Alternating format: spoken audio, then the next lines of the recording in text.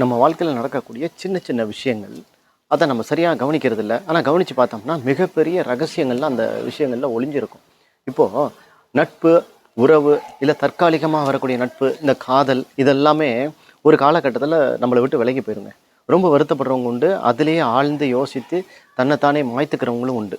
இங்கே ஒரு விஷயத்தை கவனிக்கணுங்க. நவகிரக கோட்படி ஒவ்வொரு 9 வயதுக்கு உட்பட்ட போதும் நாம் அந்த மாற்றங்களை சந்திச்சாகணும். இப்போ 9 வயசு, 18 வயசு, 27 வயசு, 36 வயசு, 44 வயசுன்ற வயது காலம் வரும்பொழுதெல்லாம் புதிய நட்போ, புதிய உறவோ, இல்லைன்னா இருக்கும் உறவோ நட்போ நம்மளை விட்டு விலகி போகணும் அப்படின்றது தான் அதோட கணக்கு.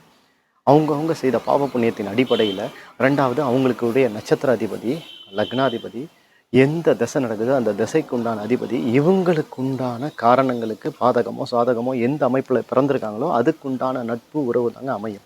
இதை போட்டு குழப்பிக்கிறதுக்கோ வருத்தப்படுறதுக்கோ அவசியம் இல்லை.